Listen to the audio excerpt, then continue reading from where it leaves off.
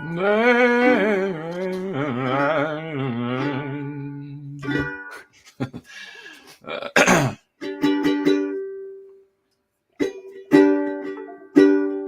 a bitch. Some bitch. Well, I was copying a big file to a flash drive, and it just went. Really, really good start so far. I like this song. I was like, what are you doing?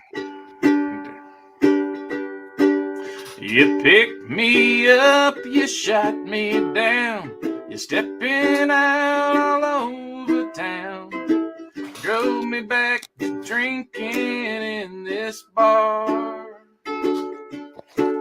I found myself a brand new friend, I'm headed down that road again, I'm listening to the next Ramblecast. That might be your best one yet. I have no fucking idea what song that is. It is called My Next Broken Heart by Brooks and Dunn. I was going to say it's got to be a country song. It's a country song, yeah. Well, way to stump me. Yeah, it's from the early 90s. Well, it wasn't the Beatles, so... It wasn't the Beatles, that's for sure, yeah. Well, welcome to the Ramblecast. Chips After Dark. Yeah, God. Gee, just mute yourself. Here, I'll mute him. Yeah, nah, he's all right. He's all right. He's all right. We don't have Chris tonight. Yeah, so he got pulled into... that's right, he's got to do a holiday, doesn't he, or something? He's a national holiday. Yeah. So I was wearing this shirt. I got this T-shirt on my vacation last week, because I'm in a store. I'm like, oh, yeah, that's all right. I'll wear this. And let me ask you something. Like, 20 years ago, T-shirts were like, one, cheap, and then two, they're of good material to where they would last a very long time. At least, at least 5 years. They were comfortable, and they were comfortable. Yeah, yeah. And he froze. Anyway, now he's back. All right. And so the last couple of years, granted, I will give it, I have gained a little weight, but I've always worn a large T-shirt, and I've been recently. I didn't want to say it, but you are putting on weight. Hey, thanks, Jack. But recently, I've been buying XL T-shirts because they're so cheap now that they shrink. So I was like, okay, I'll buy an XL, and then they'll shrink after I wash them the first time. Well, this one, I haven't washed it yet, but I put it on, and it's like a fucking nightgown. It's like it goes down like halfway to my legs. I'm like, what the fuck is that? Well, you're from the South. Each T-shirt manufacturer is different too. Yeah. I mean, because I know that bubble. Don't all guys in the South wear? I mean, I've seen the movies about slavery times. They all seem to have like hats, like little, and they have long like nightgowns. Are you sure? Am I right? We're not Ebenezer Scrooge, And yeah, Nick's not from the 1800s South. No, is he? Although I did see this reel the other day where it was like this guy that was talking about how he wanted, like a real woman, like a woman from like the 1800s. Be awful and old.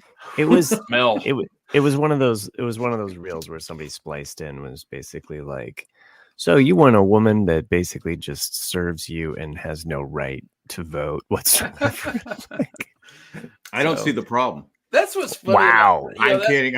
I'm joking. I'm joking. We lost connection there with Carolina. I'm joking. That does crack me up though, because there's definitely times where you go like, if I had a time machine, I would like to see, the Roman period, or I'd like to see, some battle, or you kind of want to be a fly on the wall to some historical events for sure. Right. But you don't want to go back and live in those times. It's like, when you bathe like once every 2 weeks, and you wore wigs because your hair was so damn oily and gross that it's like, yeah, I'm going to cover this shit up. It's like, Cindy always says those people must have stank. Every time she sees like a thing where they're, like they're going across the Oregon Trail or whatever it is. Oh, they did. Yeah. Because I even know people, in today, because, cleansing standards are different depending on countries and cultures and all this, and not to throw anyone under the bus, but like I've got friends that they don't use deodorant because it's not part of their culture. And if they do, it's like they use like baby powder or they'll do something else. And it's like, oh, and granted they don't stink, but you imagine just it's an overwhelming smell, depending on what they're wearing. It could be cologne, it could be oils, it could be, and you're like, wow, like, I guess you're just used to that, and it definitely throws me off sometimes when I'm like, oh, I'd be like this.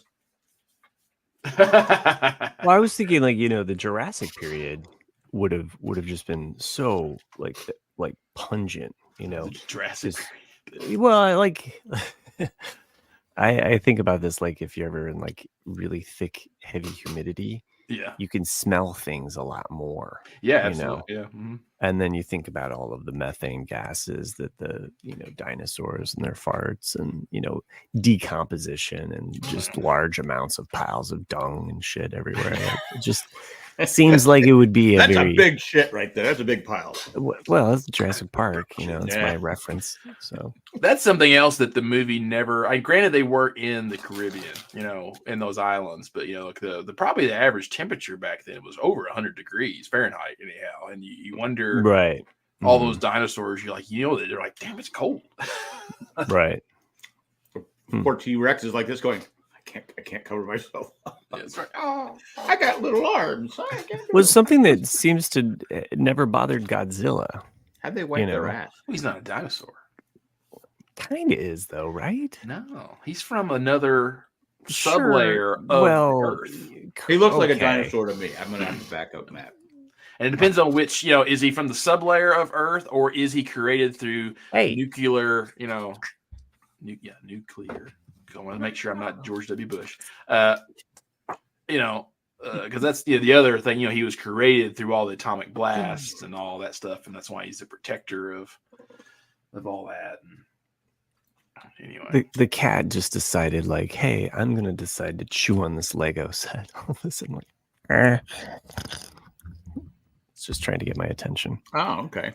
That is right. Sherry. Yes, that's right. That's why brides traditionally carry bouquets, is because it's to hide the smell. That is true. There's also a lot of interesting stuff about how traditions change depending on the time, because like women never wore white ever in weddings because there was a rhyming scheme for colors, and it's in a book I've got, and like white was like, if you wear white you'll fight, and so they never wore white. And it wasn't until basically the progressive era where everything became like about purity, and ironically not progressive, right? Ironically it was, but that is that what when they came up deflower you? I don't know about the deflower. That's a good. Well, guess. I do know that the whole like you're not supposed to see the bride before the wedding. That's a whole like because grooms would back out of the deal basically. Like it goes all the way back to Jack getting kicked off this podcast for being chauvinistic, but no, it goes back to when it was like, oh hey, you're giving me a couple sheep, my son can marry your daughter. Son sees the daughter before, oh, it's a I don't want to marry her, I don't what because you're saying arranged marriages, exactly. Like you would be like, oh, my son of a stable boy is going to marry your daughter of a seamstress, whatever, and then they're like, oh crap, like the son saw her and he's actually gay, I'm getting the raw end of the deal here. Right, exactly. Well, anyway, the poor woman doesn't have a choice in the matter. Right, exactly. Which is, let's be honest, that's BS. It is. Well, it's interesting. Like my friends I know from India, there's still a massive arranged marriage country, and and it's interesting to have discussions. I mean, they all would prefer, of course, a love marriage, when you're young, right. But the ones you do talk to about arranged marriages are like, oh, it's not as bad as you think it is because your parents really go through like a whole process, and and then it's usually very beneficial to you. There's some other issues that we can bring up with the whole caste system, and how that's still. It's still around. Like I think I said that to you, like, or somebody. That was what was interesting about these two people in particular, is that she's a Jain, which is kind of hard to explain to people who don't know the religions within India. I saw G.I. Jane. And her caste, even though the caste system is no longer around, is a lot higher than what his was. But his dad was like a workaholic. And so they're just penny pinchers and all that. And like, they are way more wealthy than her family. So it was like, okay, what's mutual beneficial. So that was why they were allowed to get married. And I was like, wow, that's just crazy to think that something as weird as that could prevent you from marrying a person you want to marry. But got to wonder their frontier days where they have the flowers after the wedding. It's like, can you keep the flowers there just for a second? Because, they stink, right? The smell. Right. But then you had the arranged marriages where they married like kids. Oh, sure. Right. Yeah. Where adults married. It's like, and that's just sickening. They wed certain relatives together in order to keep, land, the bloodline. Right. Even just land, in the family name or whatever. Oh, that's true. Yeah. Mm-hmm. Well, like with the kings and queens, they used to marry off their daughters. Or you marry cousins, like third cousins, because it's like, oh yeah, we're all family. Look at Lady Mary from Downton Abbey. Right? Yeah. She married her cousin. Mm-hmm. Matthew. Take it from Jack with a mouthful of crackers. Or Fritos. I almost guessed that when you started to eat. I was like, I'm gonna eat Fritos. Well, he did hold up the bag earlier and dance it. I was dancing it. Okay. I just cracked open the O'Hara's Irish Stout Nitro. Oh, nice. So, craft brewed in Ireland. I usually don't dip into the beers, but I like a dark one, and it's fall time, so So anyway, we're going back in time, and I want to live in that era. Well, most people died at a young age. Oh, absolutely. Unless you had money, And even then, you still didn't, But like I said, I remember like John Adams reading the book. Not only did Abigail Adams have an affair, but they would leave the city during the where there was a virus. When the springtime would come, they would leave. The rich people would leave. Right. The poor people had to stay behind. They died, and the rich people would survive. But anyway, yeah, what it is.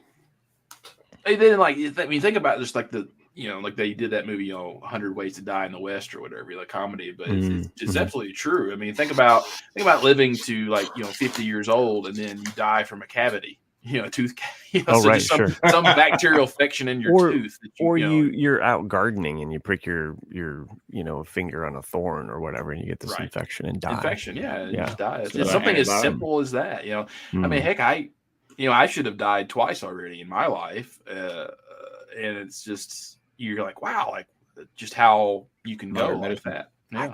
I don't know if there were times in which I could have died, but there were times in which I wish I had. You're just like, ugh. I'm cool. I'm cool. Just go ahead and take me. But like Washington's had a cold, right? George Washington. Oh yeah, I'm not exactly sure how he died. It was COVID. They were bloodletting him. They were draining his blood, and I think that's why he eventually died. Oh, well, I think he just had a cold or something. Not a cold, but he had like the flu or something. The artist Raphael, I probably have mentioned this on the show before. Formerly known as Prince. Yeah, formerly known as Prince, but no, Raphael, the artist, Renaissance painter. He died because he was quite the partier. So he died. He was kind of like, he lived young and fast and partied too hard, got sick, or what have you, and then they cut the wrong vein, and then he died. So Drink James Dean. Drink to my he was an amazing artist, though. Amazing artist. Most people know he's a good corpse. Most people know Raphael's artwork from the Ninja Turtles. Yeah. And that's how I know him. You use your illusion 1 and 2. Yeah. And that's just one little thing. Yeah. School of Athens. Look it up. It's pretty fucking cool. Yeah. So drink to me, drink to my health. You can't drink anymore. I think the Old West, though, Picasso's last words. That's the time you'd go back to. Is the Old West? No, I'm just saying. I think that's what a lot of people would say, especially my era, my age, because Westerns were, always on TV. Right. The movies were all Westerns, and they glorified, Yeah. Even, so you're like, I'd like to be in the Old West, do a shootout. Right. I'd like to battle Clint Eastwood. Uh-huh. Yeah. And then what kind of sissy name is Clint Eastwood? Then your gut shot, and you end up laying there for 12 hours. Well, it's funny because as a kid, I didn't know, because gut shot's like the worst way to die. But yeah. But I'd watch the old Westerns on TV, and what's his name, Gunsmoke, James Arnaz, Matt Dillon got shot, I don't know, 18 times, but never died. And that if you get shot, there's no antibiotics, so you're going to probably die. But TV, then you get older and you realize, they go, oh, he should have died that time. Right. Any time in shows or TV where they get shot up here in this area, because of my sledding accident, I'm always like, you just feel the stiffness. Yeah, I'm like, every now and then I get a little hurt myself. Yeah, every now and then I get a little twinge of like. Does it bother you in the cold? No, it's not like I wish it was like a magical injury, which was just like, it's going to rain, or something like that. Yeah. But it doesn't.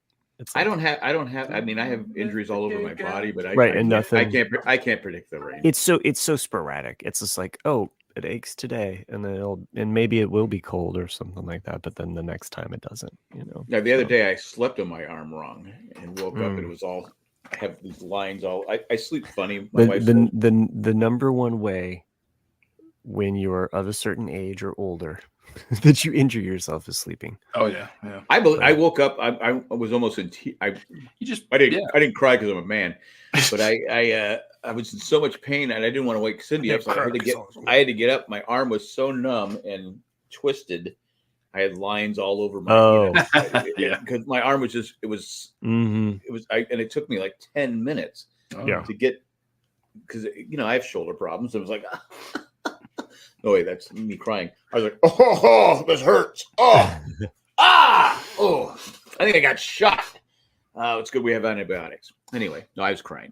Fucking pissed me off. That's what, it's funny, just the shit you learn as you get older and the stuff you talk about, it's like, it's kind of like, we could be talking about gardening tools or a lawnmower. It's like, this is such an old man conversation. It's the same thing, same kind of thing. Like, a coworker was talking about having a lot of acid reflux when they're sleeping, and I was like, oh, you should sleep on your left side. And they're like, what are you talking about? I was like, yeah. I was like, well, your stomach is over here, right? I was like, so if you sleep on your left side, it tends to stay there. Whereas if you're on your right side, it's going to, and they're like, oh, I'll try that. It's just like weird shit that you hear or learn. I start out. Okay, well, here's one from Sherry. I just saw that.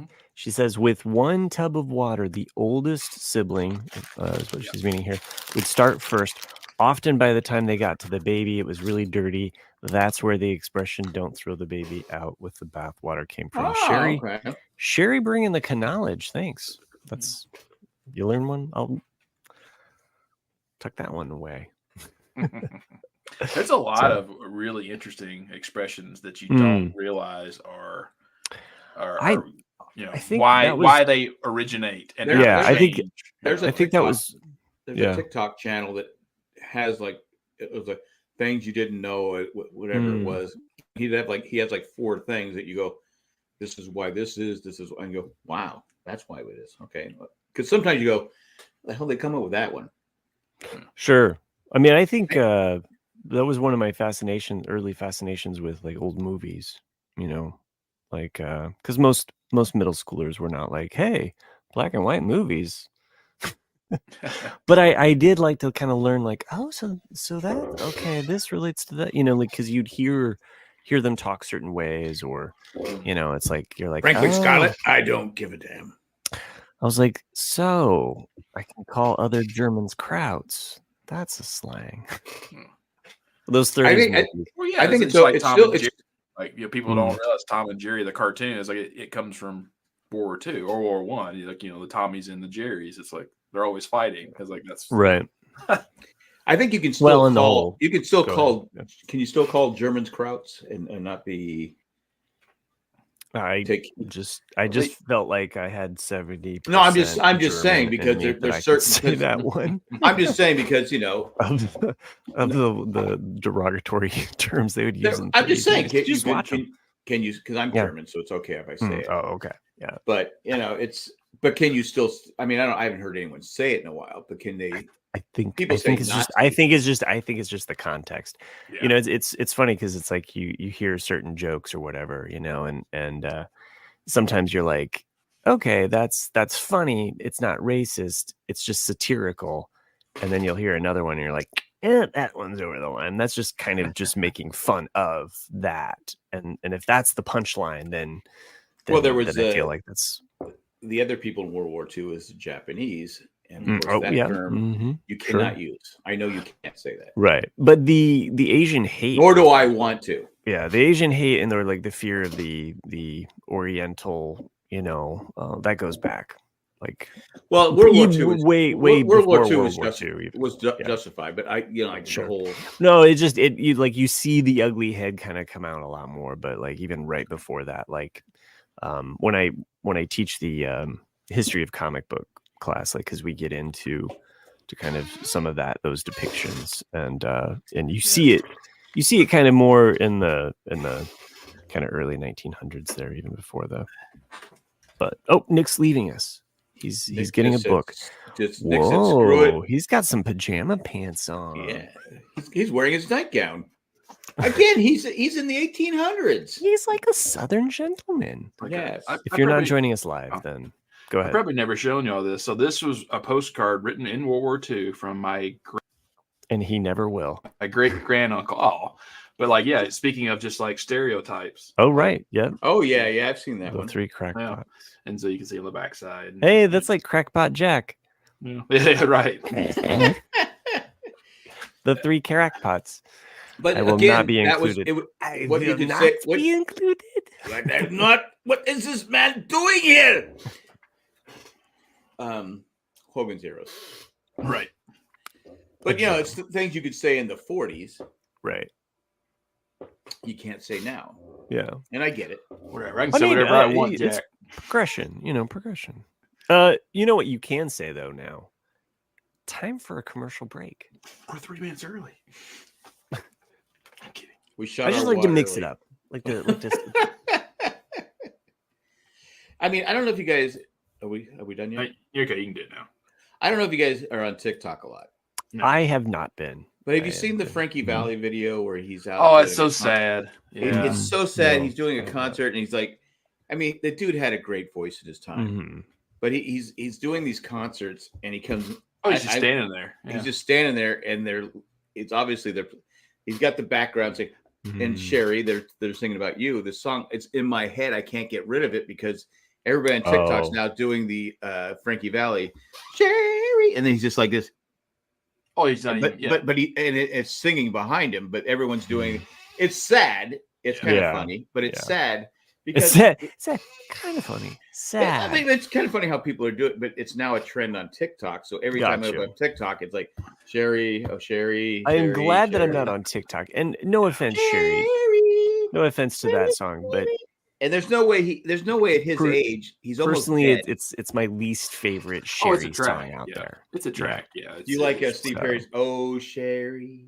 I would take that song over the Sherry Baby song. Because even Steve Perry couldn't sing it the way he used to now. Oh, but Steve Perry's smart enough not to go on stage. I mean, I remember they're saying it's elder abuse because they're just pushing him out there, and clearly he doesn't even know where he's at.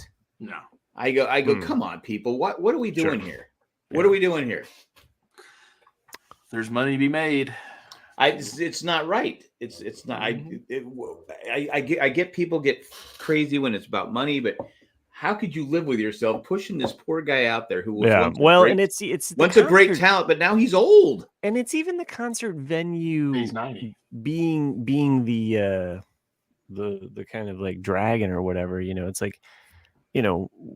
Why not just do a Comic-Con or why not just do not a Comic-Con, but like have some of these old greats together, you could go up, meet, and talk to him for, okay, you're 5 minutes, you're up, move on. I don't even know if that would. I don't think he knows where he's at. Yeah, I think he definitely looks like he's just. And it's just like, okay, now he's being. He once was a great talent. Now he's being made fun of. Yeah, because we're talking about the musicians, not our politicians. Well, it's like no. Well, they're the same thing. I mean, I don't know if this is a real photo. I saw it this morning, and I dismissed it really quickly. But Jimmy Carter just turned 100. Yeah, and I think it was and real. had real? brain cancer. And had brain cancer. I guess I hadn't seen Jimmy in maybe a couple years or not, but I'd seen photos of him because he'd be doing work like Habitat for Humanity. Yeah, but that's not late years ago. But not this. This photo looks like he's basically dead. And I was like, holy shit! Yeah. Like, I said again, I'm like going, why are we showing this? Yeah, sure. I mean, number one, I mean, it is to that point, Jack. I mean, it's like at some point you kind of just want. Okay, let them have their privacy and their peace, and it's like nobody wants to remember them at that. No matter what your politics are, right? The guy, he did a lot of good, right?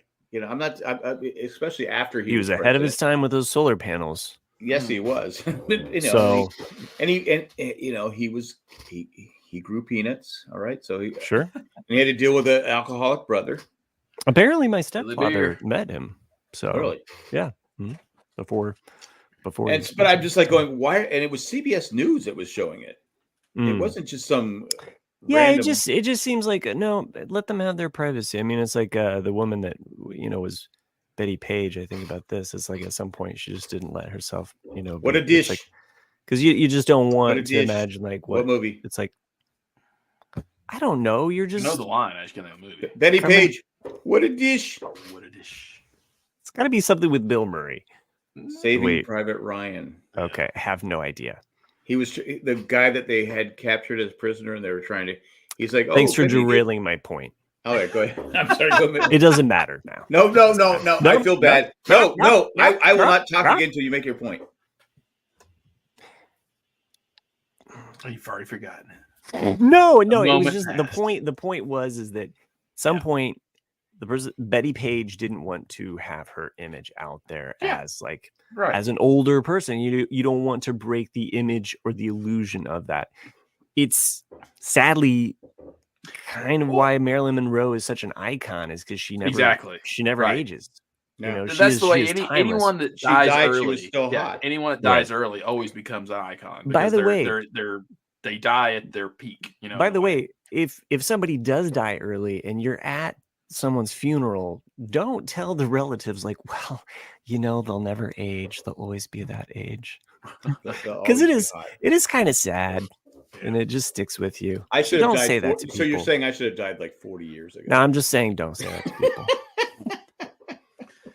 No, I mean, it is a truth, but you just don't want to hear it privacy at your parents' funeral. Yeah, it's like every now and then you'll see a picture of Gene Hackman, and you're like, damn.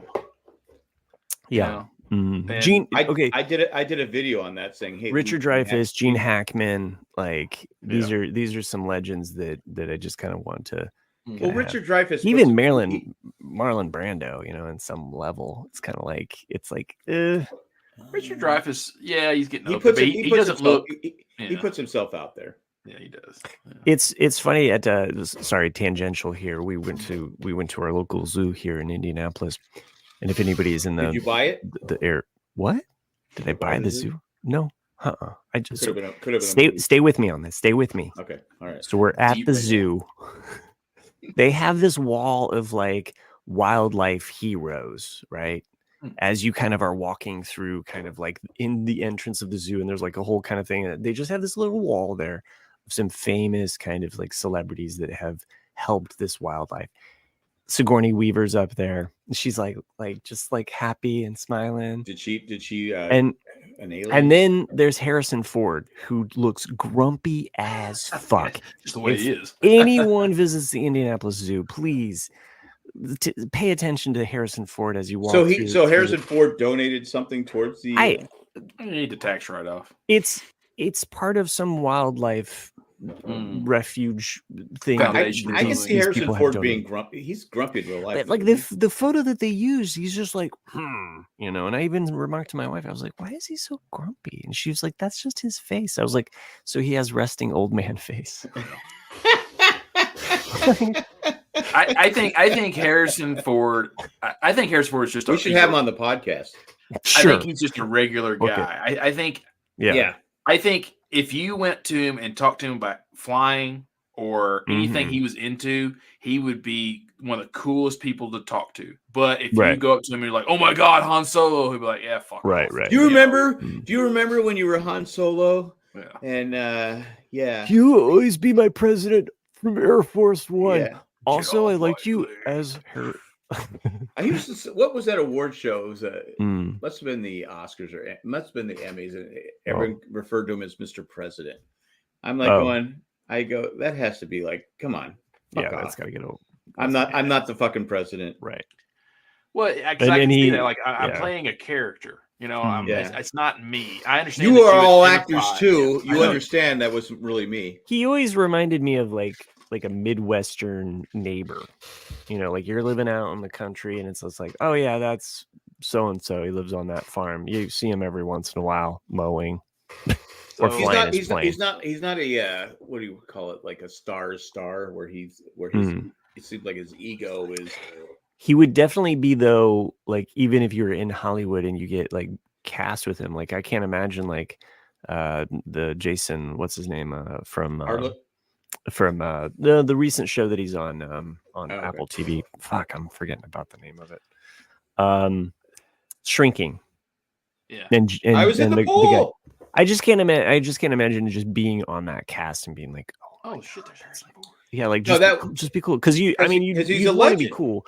Yeah, but you would also be kind of like, hey, so Star Wars, eh? Well, I think you have to play it cool. You have to start with something. Yeah. You have to start with some role that just tanked that no one saw. But hey, remember when you did that? That was really good. Remember you were in American Graffiti? Look, Mosquito Coast does not get enough credit, man. You know what I'm saying? Right. Solid, brother. Remember Witness? Yeah. No, you can't do Witness. Well, he Witness. He got. Yeah. Didn't he get an award for that? I'd go with I don't know if he got an award. He probably was nominated, but I mean, I'm going with Regarding Henry. If I'm going to open up, Regarding Henry, yeah. So like we're just talking about that. Like this was probably my first year in LA. The movie theater downtown near the Staples Center, which is now whatever it's called now. Staple Remover Center. It's got the big SoFi. claw. Is it SoFi Stadium now or something? But anyway, so I'm sitting in the movie theater and there's an actress sitting right behind me, and I don't know this until she starts talking to whoever she's with. Oh, okay. And you probably know her. Her name was I don't remember. I had to look her up, but her name was Jane Addams. You know, she was in she's been in stuff. Oh yeah, no, she looks very familiar. Yeah, and she has a very distinctive voice, and that's how I was like, oh, I know that voice. And I turned around and saw her, and I said something to her like as just like a casual person, and then finally she goes, "Do I know you?" And I'm like, "No, I'm sorry." She goes, "I just heard your conversation, and I wanted to chime in on this." And I was like, now that I see you, I know eavesdropping. Yeah, I was eavesdropping, but I was like, now that I see you, I was like, I know you. I was like, I'm sorry that your show got canceled on HBO, and she goes, "Oh, thanks." Yeah, she was in Hacks. Stuff. Yeah. But I go, I'm sorry, your show. The show at that time was Hung on HBO. But she's also in Hacks. And Hacks more recently. And she was also in Wonder Boys. Was she the one? Huh? Yeah. Okay. Yeah. James Adams. He was the pimp. Yeah, she was the pimp. Yeah. And so at that time, like Hung had just got canceled, and I said, I was like, I'm sorry, Hung got canceled. I really liked that show. And she did say thank you, but then her next sentence always threw me off. She goes, well, you realize that was a character, right?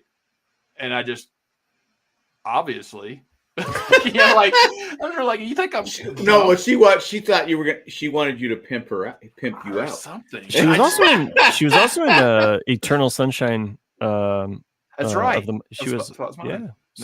That's pretty cool. But Nick wanted to prostitute himself. But I guess, yeah. Like I just never had. I'll never forget the conversation just because of that's what she said. Like, you think I don't know you're an actor? Like, what the hell? Yeah. How did you escape the TV show? You're right. How did you get out of the box? So let's face it. Some actors are they're actors because they like to escape, and they're more comfortable being different people. So they're strange. Yeah, and it's amazing too. Like just the certain actors really get into kind of like my wife was looking up Alan Tudyk. And we've talked about him before on the show. So much stuff. But when you look at his voice work, his voice work, it is fucking insane. Mm-hmm. Which brings me to a movie that we went to see. A movie. Yeah, I know, right? I would go out to see a movie. So it's called The Wild Robot. I actually just looked at that, like to see if I wanted to see it. Really good. Yeah. Really good. Is it a cartoon? It's a cartoon. Yeah. Not cartoon, but animated. I could easily see this winning like animated. Yeah, it's currently sitting at 99%. Mark Hamill is one of the voices, which I didn't even realize until the end of the movie. So my good friend, and just the story just was really, really solid. It definitely has some kind of, you're kind of like, I'm expecting that maybe this is gonna get emotional here. Like I didn't, necessarily. Because you're a man. Because I'm a man. I can take it. I don't cry. I'm a man. I didn't cry when I broke my arm. I'm not crying now. But no, it was a very, very sweet movie, and worth a watch. Like, this is a rare thing for me where after watching an animated movie, rarely am I like, I kind of want to watch that again. Oh, nice. Like the previews say a movie, maybe the best movie of the year, maybe the best movie ever. It's really good. It's really good. It's the best animated film of the year, and possibly the best film of the year. Because I kind of want to see it, but Cindy's not going to want to see it because we're talking with you because Jay's his family's out of town, and we said let's go see a movie, and we were looking at the movies, and I go, Jack, it will pull at the mama strings too. Cindy's because it's got that kind of motherly kind of. She didn't like that. What was that movie with the robot in the end of the world type thing? I don't know. The Creator? No. Where's Matt? What year? What time? It was like 20 years ago. Okay. Bob? AI? No, Bob. Bob. It was an animated. He's a cartoon. He's on the world has ended. I hate it. He's like a balloon. No, he's a robot. He's a robot. Wally. Thank you, Matt K. Wally. It is different. She didn't like Wally. It is. I get it, but she didn't like Wally. I can see where people don't like Wally. Yeah, I'm just saying, like, it is a completely different movie than Wally. Like I wouldn't even. The movie is completely silent. If I were to compare it, if I were to, we had the kids at home, and she didn't like Wally. We watched it family night. I go, how can you not like Wally? I would compare it closer to the Iron Giant than I would to Iron Giant. I haven't seen that in 40. I didn't really like years. the Iron Giant, and I wouldn't say that it is it has its own story. So just to even give it like a reference to, I feel like it does it disservice. So highly recommend this movie though. Really loved it. All right, okay. Watched it with the family and family movie. Okay, and again. Even if it's like, I don't know, December and you're listening to this and you're like, and it's finally available on digital, watch this movie, buy this movie. It's worth a watch. And don't cry like Matt did because Matt's a man. I rarely watch an animated movie and then I want to see it again. It has a very peaceful, calming vibe to it. It would be like Castaway meets the Iron Giant. If I were to merge. So there's a volleyball. So there's a volleyball. Wilson! Well, no, it just has a certain survival aspect to it, but also it is its own thing. It reminded me of, and it is based on a book. It's based on a novel series. But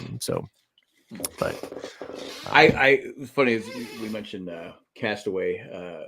When I was coaching hockey before I moved out here, I had this coach, Coach Jim. He was very old school, very Slim Jim. He was very, Big Jim. Very, he was an assistant coach. Jim. Great guy, loved him. He was great. He says he saw Castaway. I said, "Oh, is it any good?" He goes, "Some fucking idiot cries over a volleyball." And I go, "Huh?" He goes, Tom Hanks is like he's I love that movie. He loses a volleyball and he's like balling like a fucking idiot. And this guy was like the greatest guy. I love Jim. He was just the greatest guy in the world. But I was like going, so should I see it? Goes, only if you're going to cry about a volleyball. It's a fucking ball. And I'm like going, God. So I had no idea what he was talking about. So when I saw it, I go, I get it. It was his friend. It was, I had to, I was a hockey coach, so I had to, I get it, Jim. I don't think I liked it either the first time I saw it. Of course not. But no, I mean, I was that was 2000. I was 19 when that movie came out. Mm-hmm. You were less flexible at 19. Well, I mean, I like it. I think it's a. He wasn't like Gone with the Wind either.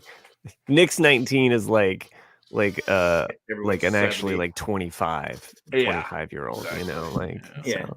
Although I saw it probably at that age, and I liked the spaciousness of it and how like it's mostly ocean, and there's that component to it that really kind of gives it this unique space. Yeah. So it exists in a different kind of realm as far as a movie too, because it has like this like clear beginning, like middle. I like it at that time. I was going through I had a lot of teeth problems. Oh, and so the part with the skate where he knocks out his tooth. Oh yeah, God. I said, okay, I understand that.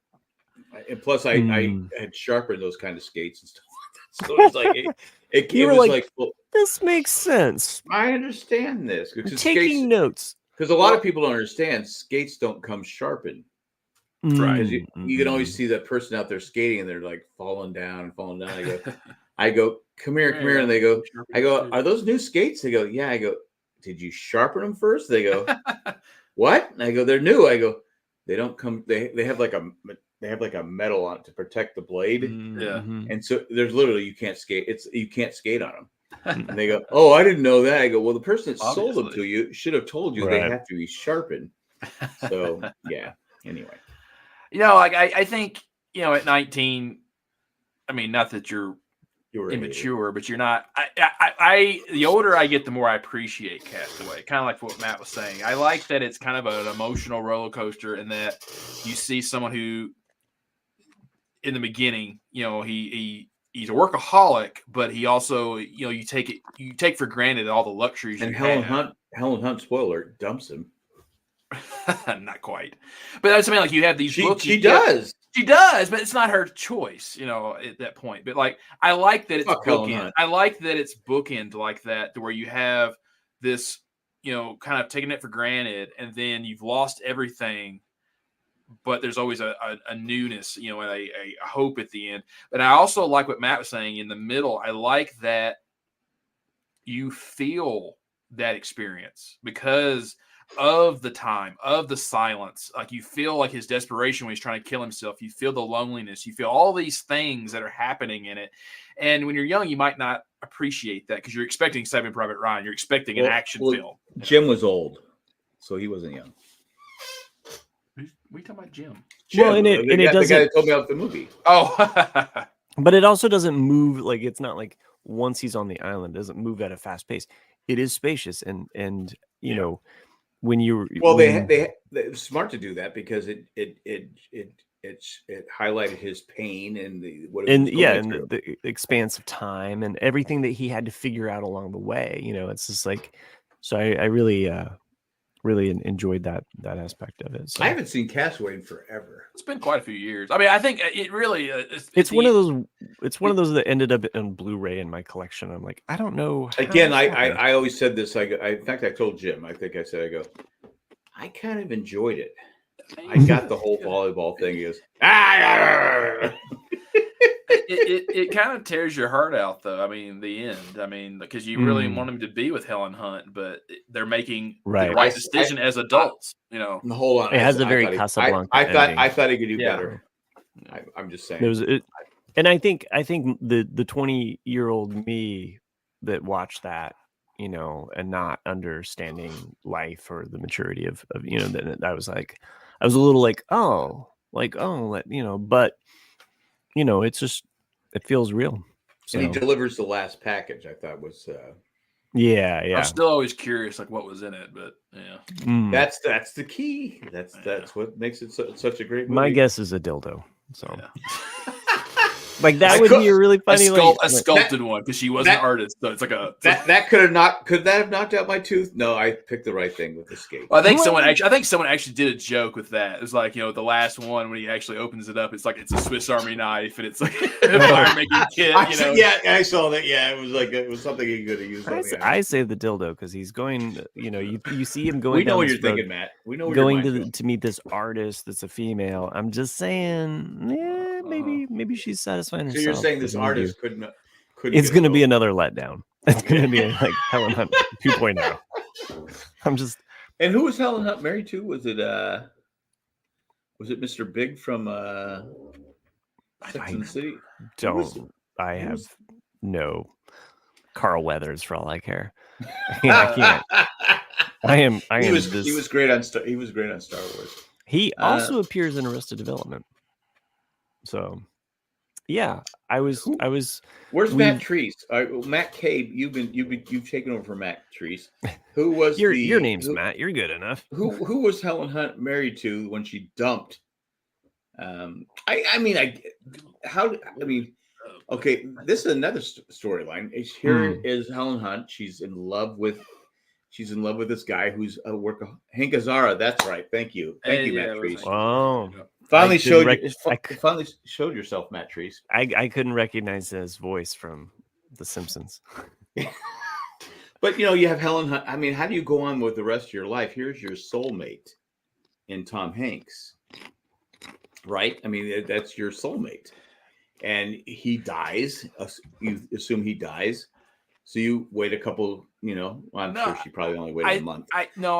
She waits a month, and then she marries Hank Azaria, right? And then you find out he's alive, and you're like going, "Well, how could my life have been?" And so anytime, I mean, if you're Hank Azaria, you're like, "Wait, hold on a second." If you're Hank Azaria, you're thinking, "Oh shit!" Every time she's looking at you like, "Okay, I'm not Tom Hanks." I get it. Go ahead. Well, there's a couple of debates to have here, and like I think if it would have just been her married to Hank and that's it, there's a high probability that she leaves him and goes with Tom Hanks. But they have kids, and that's the thing is that do I like these kids? Yeah, but that's the they look like Hank Azaria, not Tom Hanks. She has built a life with Hank and these children, and you're leaving for completely selfish reasons at this point, and your kids will resent you for the rest of their lives. But unfortunately, people are selfish. I'm just saying, is she? But here's the thing: Helen Hunt is a stand-up. Her character is a stand-up character, so she wouldn't do that. That's what we're led to believe. Do we know? I'm not saying she would have left. Hold on. I'm not saying she would have left Hank Azaria. I'm saying she would have probably thinking, "Oh man, how would my life have been if Tom Hanks had not crashed on maybe that's Castaway 2.0. We could have had a baby named Wilson. There's a whole other story where Tom Hanks is going to insist that they name a baby Wilson. Yeah. Right? Whoever he marries, I don't care what we do, but our first son has to be named Wilson. Why? He has to be named Wilson, okay? Oh, what? You going to lose him too? Yeah. He has Wilson tied to a raft. It's a baby. Wah, wah, wah. Wilson, shut up. You know what we should shut up about? We should have another commercial break. I want to make Matt happy and let him know that I watched and finished Kaos. Oh, okay. Well, now, okay. We just need to preface this now because, Maggie, the Magnificent, she reached out to me. And she said that she had watched Kaos. So she, and I said, oh, well, I'll give my review, but then she was just like, no spoilers. So, okay. So I feel like we really kind of do need to do spoilers, Maggie. Right? Like, I mean, Nick and I need to talk. No longer a patron after this episode. Like, I can't believe it. I mean, okay. I just feel you're basically treating Maggie like Wilson the volleyball. No. I just feel like we should put it in a disclaimer here for like Maggie. Maybe you should skip, and I can even set a timer here for ourselves, and only like say skip ahead 1 or like 5 minutes. Let's say, okay. Oh, I forgot. Hold on a second. I forgot that Jack can't interrupt though, because then it's going to delay those 5 minutes. She divorced Hank Azaria in real life. I forgot. Okay. Oh. All right. Well, there we go. Thank you for that. All right, Maggie. We're going to start the clock now, and only Nick and I are going to have a conversation about this because Jack doesn't know what the fuck he's talking about right now. Okay. So 5 minutes, skip ahead, and then we will be back to spoiler free for Kaos. Hold on a second. 5 minutes? Go ahead. Well, I'm expecting that Nick's going to have some things to say. I'm going to have some things to say back. And it just gives an honest I'm sure Nick buffer. hated it. Well, the longer we go, the more this 5 minutes gets pushed back. All right, let's start now. Sure. All right, Nick. So, what did you think about Kaos? I gave it an 8.4 out of. Okay. Okay, that's a lot higher than what I thought. Yeah. Mm-hmm. It could be an 8.2. Okay. Somewhere between 8.2 and 8.4. Okay. So it is not blow your doors away good, but it is intriguing in a lot of ways. Yes. You're saying all of the things that I'm agreeing with so far. Okay. Yeah. It has a lot of elements to it in. It reminds me of Westworld in a weird way. It does. Yes. That's a good, like the feel. Yeah. The feel is definitely Westworldish. I wanted a little Jack bit. is shocked. Yeah. I want a little bit more conflict of like gods against gods, kind of like Clash of the Titans. Yes. But I do like it. Yeah. Okay. So here is my like for this show. I've talked about it for the last couple of weeks. Why? Because I've put it on and I've fallen asleep. I've put it on and fallen asleep. And therefore it gets a lower rating in my bingeability of watching this show. Yeah. I think I broke mine up like 3 episodes each. Yeah. It has a lot of moving parts. So it's very Lostian in that way, and you have these like myths being retold in a very cool way. Even if I'm not on board with all of the actors playing those parts, like some of them I'm kind of like, he's okay. When Jack watches it, if he gets around to watching it, I will be curious if he figures out who Prometheus is. Okay. The actor who plays Prometheus. That's a good. Yeah. There's definitely for people who are not Greek people. I kind of wanted them to explain a little bit more, like who, like, because like people don't know that Prometheus is Zeus's cousin, and you have the brothers, which is Hades, Zeus, Poseidon, and Hera, and then like it's hard to grasp like who these people are without knowing that stuff. And they kind of do a little bit of that backstory in the first episode or two, but then it kind of falls away and you kind of lose a little bit of that thread. And so with the mythology aspect of it and a lot of these moving parts, some of that can kind of be hard to kind of keep track of, especially if you fell asleep like I did. But I did like it though. And my one thing is that I felt like it could have had one more episode that just was like, boom, here's some more action. That's what worries me a little bit, like the way they ended it, and like it's the perfect ending for a season 1, but it's one of those where it's like it's gonna so hang on season 2 now of like where do they go with it. because the dominoes really feel like they're set up and you're starting to see them fall. Yeah. Right. And that's, I guess, my one thing that's why I wanted one more episode. I wanted to see more dominoes falling. And so that's my one like bit of like, just would have wanted more. So, but I feel like we've kept this spoiler light. I think so too. Yeah. Just kind of giving our review, our thoughts. Mm-hmm. Yeah. Okay. We can end this now. I kind of wanted to hear. We got 1 minute left. Oh, okay. Yeah. But yeah, that's good. I I still don't quite see Jeff Goldblum as Zeus. Because I can't see Zeus being like that, like Jeff Goldblum. But it's still good. I definitely felt sorry for I'm forgetting his name now. The one who's the god of partying and all that. The one Dionysus. I did feel sorry for Dionysus. His one request from here. And it's like, man, like But no, I enjoyed it. It's funny the use of music, because they use a lot of contemporary music, but then there's one person who actually sings a song, and the song that they sing, you're just kind of like, oh, okay, like, is he like the Coldplay of this world? Like, is he like the Harry Styles? Like, what's up with this guy? Like, it just, so some of that stuff, but anyway, I still recommend watching the show. Yeah. So right now we're kind of in a slow period anyway. So if you have time out there, everybody, and you want to watch a show that you'll be entertained and you won't hate it. Are you not entertained? Yeah, you're not entertained. Give Kaos a shot. Yeah. Because like the only other show I think right now is Bad Monkey on Apple, and I give it way less rating than Kaos. People kind of chiming in on that.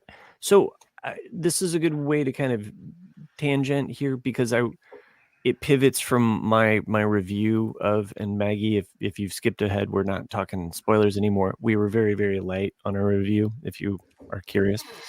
But so in contrast, right after I finished Kaos, I watched this other show on Netflix. It had been around for a while, at least one season already. And there's a new season that just dropped. It's called Kevin Can Fuck Himself. It actually is Kevin Can F Himself, but it is that. Who's Kevin? Well, it is. So what I fell in love with this show about is that it is a unique take on the sitcom trope. And so think of Kevin Can Wait, for instance. Which is a great movie. TV show, Kevin Can Wait? Heaven Can Wait. No, Kevin. No, Kevin. I understand what you're saying, but I heard Heaven Can Wait. Okay. I've been silent for like 6 minutes. I don't know if I'm sorry, and I have this review of the show that no problem. You had your mouth open for quite a while, Jack. You were shocked. So I was actually on another channel. I really got kind of into the binge flow of this show. So in contrast to Kaos, which it took me several weeks to get through because I kept falling asleep, this other show, Kevin Can F Himself, each episode I was like, ooh, I can watch another 40 minutes. I got time. So Even though you were falling asleep during this? No, during Kevin Can F Himself, I was not falling asleep during this show. I've never even heard Kevin Can F Himself. What network? It is on Netflix as well. Okay, I think you said that. Okay. And it stars you're familiar with the actress that plays Alexa from Schitt's Creek. Her name is Annie Murphy. She plays the lead role as Allison on the show. Okay. And her character, and I'm going to stay spoiler free for this review, just to try to see if anybody else would like to watch this show. But it is basically breaking the stereotype kind of sitcom trope of you have the doofus kind of husband who's all of his crazy antics are going on. And as the wife kind of leaves the room, the sitcom shuts down and she's just kind of left with her own thoughts, right? And it is a little bit of Breaking Bad meets meets a TV sitcom trope, and it really plays with. So she breaks bad. She kind of breaks bad a little bit. At least that's what the vibe of the pilot episode. She has an affair with Hank Azaria. I'm not going to say anything else about what happens, but she has an affair with someone. No, I'm not going to say anything about like plot of the show. Does Nick already hate it? No, I don't think Nick's seen it. But as a fan of watching TV sitcoms and how it kind of plays with the whole laugh track, and it played with, so it is almost like watching two shows at once. It's very bipolar because it shifts from sitcom mode into this other mode where she is trying to distance or separate herself from this person, essentially, that is her husband and his on the show. Well, in real life, everything in with her life. Everything with her husband is shot as a sitcom. So you hear the laugh track, and the minute she walks through the kitchen door, you got some explaining to do. As soon as she walks through the kitchen door and she's not in the room with Kevin, she is in her. It is kind of like when she walks back into the set. Well, it's not a set. It's just the fact that her life with Kevin is like a sitcom. Like a sitcom. Oh, yeah. Okay. All right. So that's an interesting concept. It is an interesting concept for a TV show, and I think that's what you would be kind of like interested in, Jack. Is that aspect of it? I've never even heard of it. Is how it plays off of that. It is 2 seasons, and the way season 2 ended was very, very satisfying. So I've already missed one season. This thing's been out for 2 years. Yeah, apparently. I've never even heard of it. Right. But I think it's a 2 season and done, because the way the second season ended, which just dropped, the second season just dropped. I like recently. The fact they don't drag it out. It makes it really satisfying as a show because when you're watching this progress, and I felt very bingeable because I finished this whole show in 1 week, whereas Kaos took me like 3 weeks to watch. You kept sleeping. I kept sleeping, and this one kept me on the. I was like, oh shit, what's happening next? So, highly recommend it. Watch. The key to most binging shows is having that cliffhanger at the end. So you want to go. That little twist, and then also I would say I cared about these characters. And that's the key to any show, is caring about the characters. Whereas with Kaos, and that would be my one, like kind of like I don't have any care for these characters. Right. Whereas this show, even though it plays against this sitcom trope, I begin to care for the character. And I think because it's Alexa from Schitt's Creek, I'm immediately like, oh shit, what is happening? Great in Schitt's Creek. Yeah, I was like, what is that? I haven't finished it, by the way. So 2 more seasons to go. One other thing about her character in the show is, or the show, and Chris isn't even on here to correct me, but it takes place in Worcester. So Worcester, Massachusetts. Yeah. And she has a Boston accent. So yeah. So she's a Mass. I think it's Worcester. Worcester. Well, I mean, it's not pronounced like it sounds. So you're right. Because it's Massachusetts. I should know. I just binge watched the show, and they talked about Worcester the whole time. You know, you're talking about characters you love, and I've been trying to watch the morning show. I think I'm on episode like 6 or 7. I can't get season into 1. Season 1. I just can't get into the characters. I just don't care about them. You don't care about the characters. Well, I can see that. You guys said Schitt's Creek, and I only watched the first 2 to 3 episodes of that, and I couldn't get into it because I couldn't stand any of them. And I know it. That's the point. Yeah. There's an episode that is probably one of the funniest. I can't remember what episode it was, but season 2, the cow milk. Cow milk. It's so goddamn funny. It is. I don't know why I stopped, but I just got into something else. But, I enjoy Schitt's Creek. I do think that season 1, Catherine O'Hara, and she's amazing. She's amazing. She is amazing. Yeah, she is actually also one of the voices on the wild robot. She did lose her. She did lose her son. Voice acting. Yeah. She did forget about her son. That was bad parenting. Sure, bad parenting. She lost her son. But anyway, I think her character or the way she plays Moira really improves and grows. So like Moira season 1 versus like, season 5. And but the concept is, and of course, where they're living, Schitt's Creek. Yeah, it's very smart television. But go back to the morning show, there's not a character I like, and I think that's my problem with that. I'll watch like 20 minutes of it, and I go, okay, I'm done. Right. I'm gonna go watch something else, and I'll come back and finish it. Watch the other 20 minutes. I can't get, and I know it's. Well, I know people love it. I just can't get into it. That's like, even there's a lot of stuff that's like that. It makes me think of like The Deadliest Catch, which is a reality show, but it's been on since like 2004, or 2006, and I watched every season of that show until this year. This is the first season I have not watched, and it's because the show is, a show that's been on that long.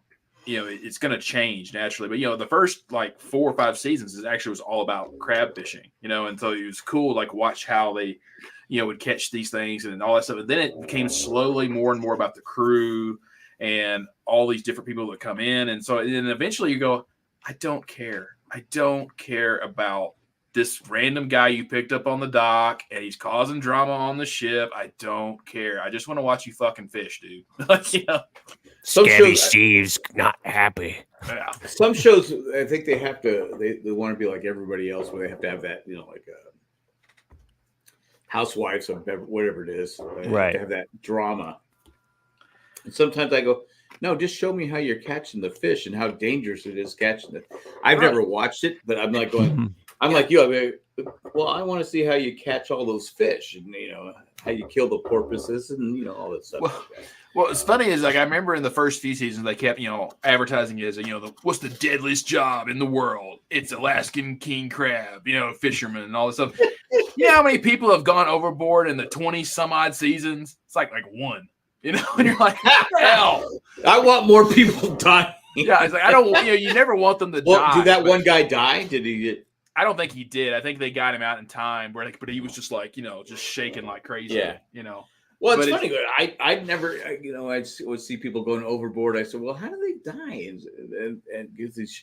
But when I went on that cruise through Alaska, I said, oh, this ship's moving pretty quick. I can see how people, once you go overboard, they can't just stop this thing on a dime. No, not a and big the ship. The water's cold. I don't know what the fuck you're doing.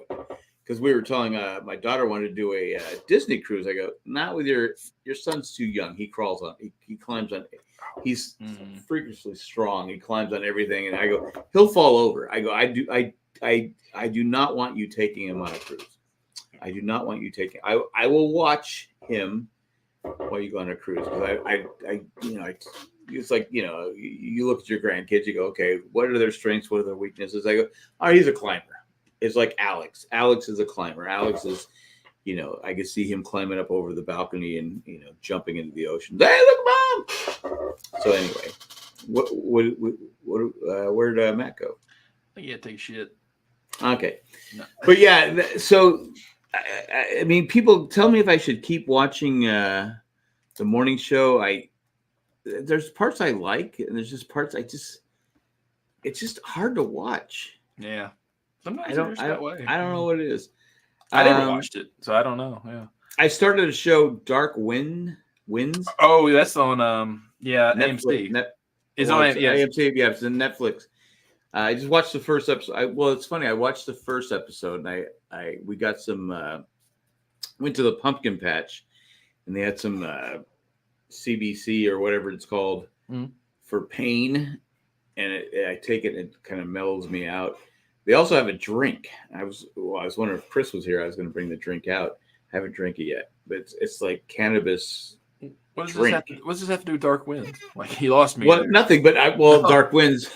Well, Dark Winds. I took the thing and I started watching. I go, okay, this is a show I'm gonna have to concentrate on. I go, I can't concentrate. It doesn't. What the stuff I'm taking now, it doesn't make me paranoid. which is good. It just kind of relaxes me. It takes the back pain, goes from like a 50 to like a 2 or 3. But yeah, I did finish the episode. I do like it. Have you guys ever seen it? No, because like I don't have AMC. It's a show that's been on my watch list for. It's on Netflix. You have Netflix, and now I have Netflix. I didn't know it. I didn't know it was available on Netflix now, so I will watch it. But, it is. The first episode, I was like, because if you don't know what it is, it's about a what show? Dark Winds. Dark Winds. It's a reservation. They're cops. They're cops on a reservation. They have to patrol 27,000 acres and there's a murder. And the FBI doesn't care. The FBI doesn't care and stuff like that. Yeah. So it's like Western North Carolina. Exactly. Yeah, exactly. We're giving you $750. Anyway. One other thing I wanted to talk about with Matt. I watched. No. You watched Rings of Power. Awesome. No. So since I watched, a show he watched, the last episode I was on, I was talking about. That's right. You weren't here last week. Yeah, I wasn't here last week. Yeah, I was talking about how much I think. Great. I'm just going to say great show last week. But go ahead. I listened, Jack. You were kind of flat, but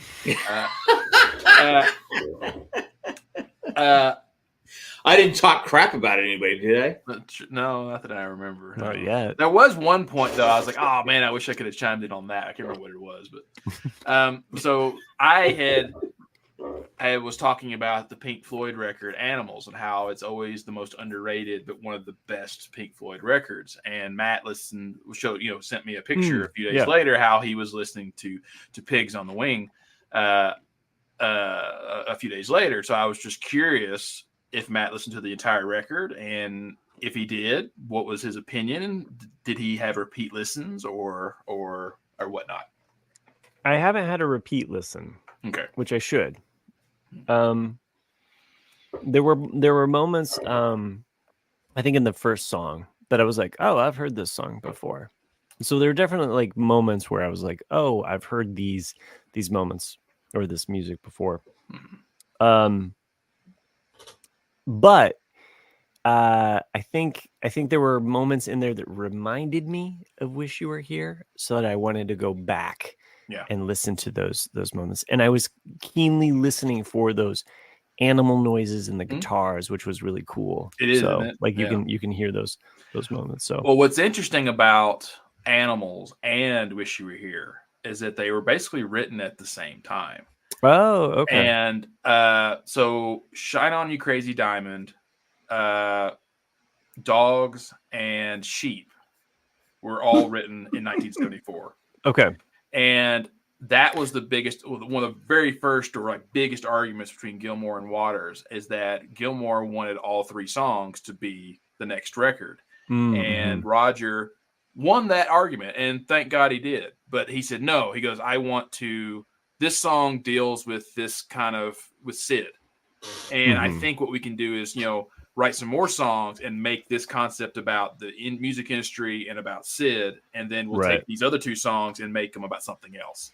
And I think those elements come through, because I think it was Sheep that I was just like, oh, and for anybody that has ever listened to Air, the French electronic band, they have some songs that really like kind of skim on the surface of that vibe that comes through on, and Matt Treese knows probably what I'm talking. I mean, he's done a radio show, so he's got his finger on the pulse of music. So Treese also in the comments says, speaking of AMC shows on Netflix, season 1 of Interview with a Vampire goes well with spooky season. So good to know. I'm not an Interview with a Vampire kind of person, so it's a different, it's a modern take. Well, not modern, but it's, like, whereas in the movie and the book takes place in the 19th century, this one takes place in the early 20th century. Oh, so they did the same thing with Kaos then.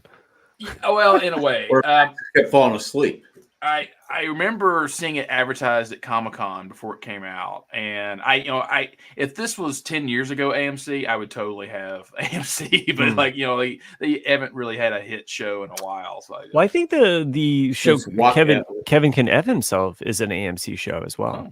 So again, worth a watch. So Matt's questioning you there, Nick. No, I'm just saying that like it was one of those shows that as I'm watching it and it would pop up the AMC thing at the beginning, I was like, hey, they're still making some quality shows, because I think it but AMC was money for a while.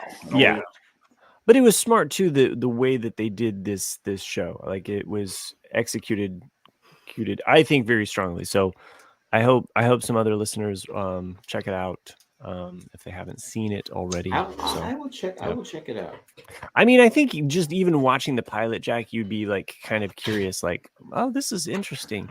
And they do play with the sitcom trope throughout the show. So when it goes to the sitcom mode, it means something. It's an interesting. It is, because they in season 2 they really play with it in a way where you're like, and my sister, actually, I had recommended it to her because she had watched Kaos, and she started watching it, and she said, oh, it reminds me of Black Mirror. So like a so I hear Kaos, I think Get Smart. I think I talked about that. right. Yeah. The title of Kaos comes from the prophecy, or did they call it a prophecy? Yeah, in the sure it's not Get Smart. There's different prophecies like in the show. So yeah, because it's basically, Jack, think of it as it's modern day, but what if the Greek gods were real? And we actually, as a world, still stuck to that kind of belief system. And so, like at birth, everyone is given a prophecy, and that's kind of the whole point of the show. You will be a loser. Or where they're going is that, when chaos reigns, everything's going to fall. So like all the Greeks. So remember, no spoilers though. It's no spoilers, but like, all of it will fall apart. I'm trying to protect our patrons. I'm just speculating, on what the show will be, because even though you've seen it. Yeah. Because I mean, really, if you think about prophecy in a way, prophecy robs you of free will, and that's one of the great things about modern day, is that people would like to believe that we have free will, but if you have a prophecy, you don't have free will. And so it's. But do we really have free will? Even Star Wars kind of deals with that in the original trilogy, with the whole like, it is your destiny, boy. Like blah, blah, blah. This is, and like does Luke have free will of his own, to like choose his own kind of fate? So. But that's one of the. Whiny bitch. That's even though of the original trilogy, Jedi is my least favorite. There's elements of Jedi I think are absolutely brilliant, and that's one of them. Is at the end there, the whole, the Luke not giving in, Luke being who he is, and the only thing that makes him have passion is the threat of the one thing that he has in his life, which is this sister. Yeah, and he wanted to. His sister. Am I right? Well, he did for the first 2 films. Yeah. He kissed his sister, but he never. She kissed him, actually. So that's true. Twice. For luck. Okay. Do we need more luck over here? I could use some luck here. I would like to get lucky. Okay. Anyway. Why do you think C-3PO, in Empire, when she kisses him to make Han jealous, he like immediately like freaks out? He's like, "Oh, dude, okay, I can't." He's like, "Luke, you can't do that. That's your sister. That's your sister. What the hell are you doing? They have to keep the Force strong, It's kind of like we're talking about, like the property, the property rights and all that. Yes. Midichlorians strong, and that. There's speaking of incest. We've been watching Arrested Development, and marry me. I'm going to do something that I hardly ever do, and say that Jack is right about something, and that Arrested Development Netflix is not good. That's what I said. It is a dip. Yeah. And I think terrible. one of the problems that, like, as rewatching it, is that you have a narrator, Ron Howard, narrating things. You're on a binge streaming show, and there is probably a good 30 minutes worth of just fat that they could have cut out, because they don't have to recap because I've been binging the show. Right. So you don't have to recap all of this stuff. And what has become at one point a joke that you're recapping this for me has now just become kind of just like, oh my gosh. Right. And they made the episodes longer to fit more stuff in, but did make it better. When they were on the network, the condensed version made them cut out the fat. And I think that's part of the problem with the recipe there. But Jack has some words. I just have one question. Why do people get so upset that they have to admit I'm right? It's painful. It's painful. It's like because you're going to bring it up again. I will not bring. I won't even remember it. But it's just like because I've right so many times. It's hard to. Oh wow. So, but it's like people go because my wife will say things. I hate to admit it, but you're right. I go. I was right. Of course. All right. That's just a husband-wife thing, though. But it's like anything, and people go, "All right, you were right," and it's almost pain for them to say it. Okay. Well, that's I get it. I'm right all the time, but it's just like anyway. Go ahead. I only watched the first season of the Netflix, reboot or not reboot, but the continuation. I tried. It was terrible. Well, that's what I'm saying. The first season back is not bad, but it didn't go the route I thought it should have. Because if you look at it, and like I said this last time, like if you look at it in the context of a whodunit, because that's the thing is that Liza Minnelli is the one who dies. Spoiler, sorry. But I liked the idea of they're setting up this long joke from the original seasons of You're a Crook, Captain Hook. Oh yeah, no, and, I totally get all of that. But if they did that, it would have been brilliant, but they didn't. But and the fourth season is just really long. Like it's just like we at some point we were just like let's just switch. Sometimes you just have to say fuck it. We're just gonna leave it alone. Right, we've done that too. We've done that as a family where we've walked away from some shows because it just was losing. It was just like, okay, this part's not even funny. Like Job is like one of my favorite characters, and it's like the parts that are with him. Yeah, I'm doing the Modern Family rewatch, and it's like, okay, I'm gonna finish this out. Gonna finish this. You're at what season now? I'm on the 10th episode. Haley's pregnant with twins. 10th episode of which season? 10th season of Modern Family. She's Haley is pregnant. Right. I'm pushing through it. It's like, okay, let's stop. Manny used, like I said, Manny when he was younger was one of the better characters. Older Manny is just annoying. Right. They struggle with certain storylines with him. Yeah, it's just like, okay, we just should have sent Manny to college and said, fuck it. You're going to college, we're done with you. There's this one part where like they're walking by a laundromat and they're playing the movie like in a laundromat or something like that. Like Phil and Manny are like in this movie together. It's a movie that Manny made and they're projecting. Oh, that's right. Yeah. And they walk by and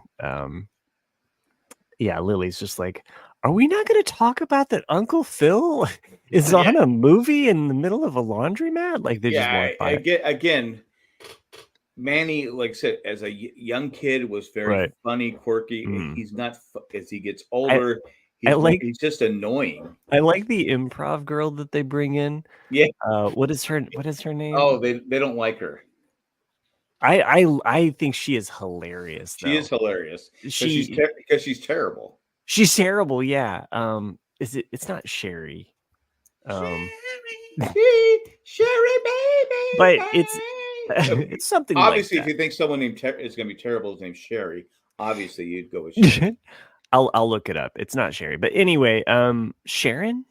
Maybe it's Sharon. Anyway, it's because I just finished the episode where Gloria's mad that he's bossing Manny around, and then she tells, "Well, I know it's Gloria because she bosses you." Or she tells Jay, "You're bossing me around."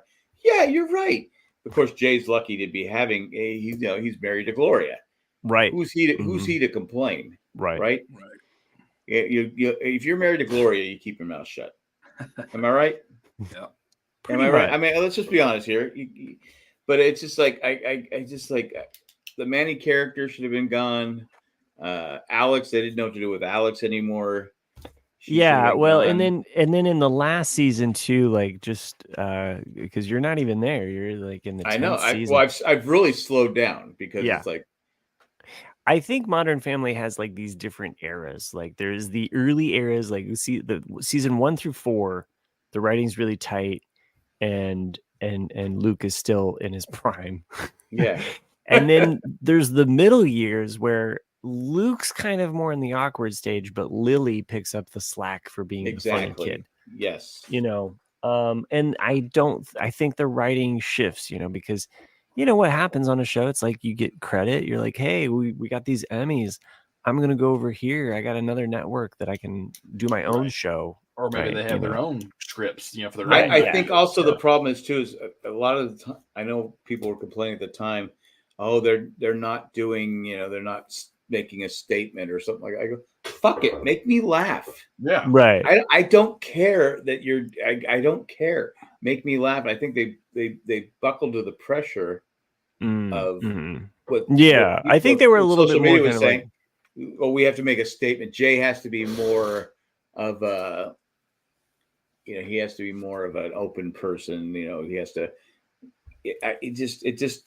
I like the moments where him and Mitch have these. Yes, Mitchell have these like heart to heart kind of moments. I actually I do like that. Yes, I do like that. So I think that is to the strength of the heart. But here's the thing: you have a heart to heart moment. Real life, it's like, okay, life goes on. Things fall. Like either you stay glued together or but as much time as they spend together, it's like. And again, I don't know how Cam and Mitch stay together. Right. I cannot go through an episode where they're going, okay, almost a travesty that they adopt another child at the end. It's like, what are they're polar opposites. I mean, I did find out that, and I thought this was odd. I didn't know this, but they almost had a spinoff with Mitch and Cam. Really? To, because they go the country of Missouri, right? There was kind of like they were going to go back to Missouri or what have you, and it was going to kind of set up Cam and kind of like a football kind it was too late. It was too late at that point. Yeah, I tend not to like those shows anyway, because like on an ensemble show like that, you can't just take an element of it. Well, it didn't really work well for the Friends when they did the whole Joey thing. Exactly, that's what I'm saying. Yeah, and MASH after MASH, it just.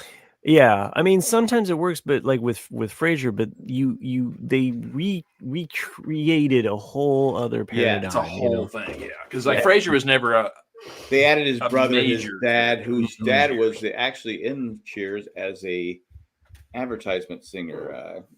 He was in one episode of Cheers. I'm still wondering what Matt Treast in the comments is mentioning too. It's all build up and no payoff. Is that what she said? I'm not sure where I read this the other day, and if I did, I should have sent it to you, Jack, because you would have liked it. But it was talking about how the Rebecca years is what saved Cheers. It did. It's what made Cheers what it is. Like, because I think it just gave it new life. I mean, it did. That's kind of like saying like, yeah. I mean, well, they're saying that the Diane years, even though they were great. By the end, the will they, won't they had just played out. Right. And if she hadn't left when she did, the show probably would have been canceled or faltered. And Rebecca came in, and it was like a brand new show. Yeah, it wasn't will they get together. It was like, no, she was an equal footing member of the cast that was equally funny. It wasn't like a dynamic. And so, yeah, I agree with that, because I tend to like the Rebecca years more than Diane. It's funny, as I think I've said before, I like the Rebecca years more than the Diane years. I was watching them when they were airing live during the Rebecca years. I mean, the late 80s, early 90s, that was my prime TV watching time for both SNL and Cheers. Like I was just kind of a dyed in the wool. Like I would watch those shows. Any Thursday night show I was pretty much game for. I think the first 15 to 20 years of SNL are just solid. They're so good. I mean, there's definitely a few seasons here and there that are not that good. First 5, and then I skip 5. It's kind of peppered in the middle there with the Eddie Murphy years, but it's like yeah. I mean, but yeah, the late 80s though, and I think everybody's kind of like this. When you start watching SNL, those are your favorites. I can see that. Well, I remember it's almost kind of like a rite of passage or an introduction. Like I can even see it with my own kids. It's like, would we watch certain, like sketches or whatever, it's like, they're like, oh, like, well, I remember having, so I guess my dad recorded it or somebody recorded it. It was the 15th anniversary of SNL. And it was it was the highlights from the first 15 years. And I remember watching that tape a lot as a kid and knowing all the classic sketches from that. And then, of course, this is roughly 1990. So it's all still Phil Hartman. It's still Dana Carvey. It's still like all that, the John Lovitz. And then you get the Adam Sandler's coming in and all the, and basically right there when the Will Ferrell and the 95, 96 new cast came along was kind of when I started to stop watching it. So you're probably right, Matt, in that, that first cast that you're introduced to is like, that's your cast, that you like. And Miami Mike says the opening episode on Saturday was really good. The even I don't know if it was like their best host episode, but the opener, the cold open, was really hilarious, and the montage that they're doing for this season because it's the 50th. Oh, when they introduce the cast members, the little montage, the part that you usually skip if you're watching it real, you're not watching it live, right? But all of those are callbacks to previous decades and previous other cast members. So it's really kind of cool. I saw it. I follow an Instagram thread on SNL stuff, and they did a breakdown of like, oh, this is like Phil Hartman. And this marries up with this current. That's the one that makes me sad though every time because like for sure. I know the story we talked about. I thought we had the Phil Hartman one. Like the Phil Hartman one's the saddest one of all of them because of like the swinging earring is his wife that killed him. And, it's funny because I obviously watched. I'm old enough to have watched it from the start, which I did. But today I did a TikTok video live, and I did the top 10 Saturday Night Live cast members of all time. And I said, this is the hardest list I've ever had to make. That would be extremely hard. And people were like getting pissed. This is who I had. Mike Myers, Kate McKinnon, Bill Murray. Okay. No particular order. Bill Murray, Chris Farley, Kenan Thompson, Phil Hartman, Dana Carvey. I actually had a typo. I have it Golda Radner. It's Gilda Radner. Sure. Like it's Gilda. I go, I get it. It's typo. Yeah. John Belushi and Eddie Murphy. Yeah. And people are like, how the fuck can you not have Will Ferrell in there? I go, again, you have to. I mean, you didn't even have Chevy Chase. I mean, like, I go, the people are saying that. I go, well, Chevy Chase was only on for a year. I go, I love Chevy Chase. I go, Eddie Murphy was never part of the cast. Huh? Eddie Murphy was never a part of the cast. What do you mean he's never part of the cast? He was always a guest star. Really? Yeah. At least that's my memory of it. I think it was. I think they list it as though he's part of the cast. Like, I think it's just kind of. He saved the show. He did save the show. So, because he was a reoccurring member on the. And then you have 85 or 86, whatever season that is, where it's all they got professional, like Billy Crystal and Billy Crystal, Martin Short. They're just on for one season. And that's it. And that's and people are go, no Martin Short, no Billy Crystal. I go, God, again, right? I would go. I go, you make your list. You could have a top 10 list of the top 10 comedians, top 10 comedians that never made it onto SNL. Right, like they auditioned and they never made it. You could make a top 10 list of that, and still, you would be like, "How did you not have this person?" This person? No Jane Curtin, no Dan Aykroyd. I go again because I mean, like, you have to make a top 10 list, right? Well, exactly, because like when I think it's impossible. Yeah, it's impossible. Period.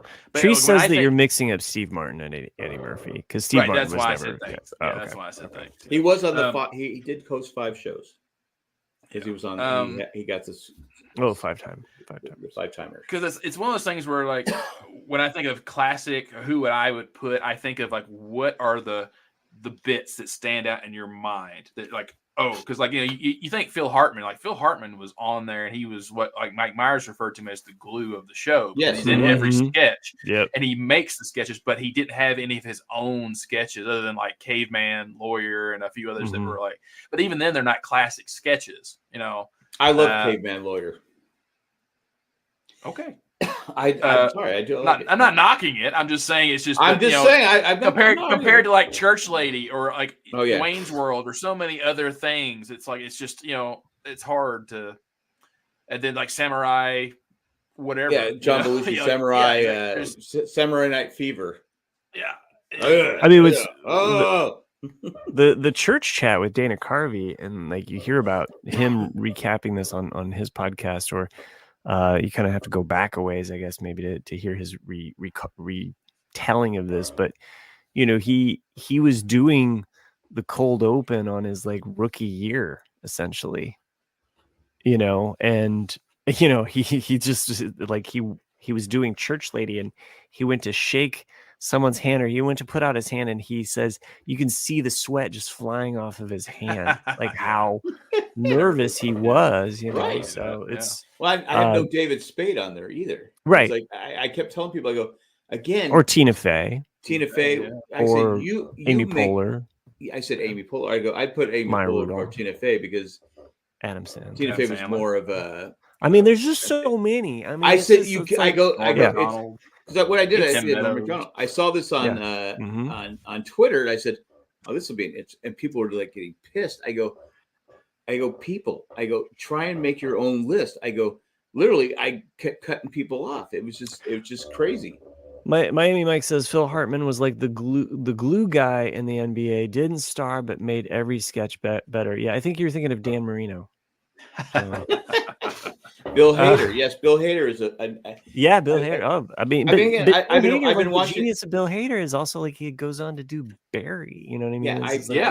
You see these comedians like Will Forte, and it's just like they were one of these like kooky guys and like all of these different crazy sketches.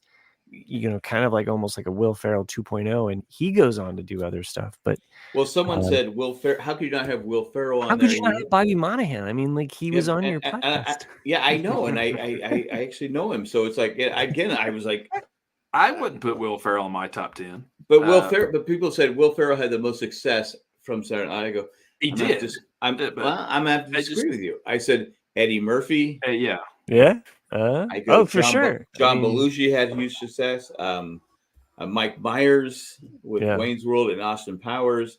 I go, Will Ferrell. Jason Sudeikis. I mean, Jason Sudeikis. I said, how's he not on the list? I was arguing with myself. Right. Sure. I go, Saturday Night Live is just one of those things where I almost had to break it down to top 10 females, top 10 males, what era they were. Right. Because Jane Curtin should be on the list. Dan Aykroyd should be on the list. But I go, you can't. Yeah, I believe if I remember correctly, the current like in the opening montage, like Kenan Thompson's little spot is a reference to Jane Curtin's opening spot, like because she's in Times Square, her name's up there, and then like similar. So that's kind of what they're doing there.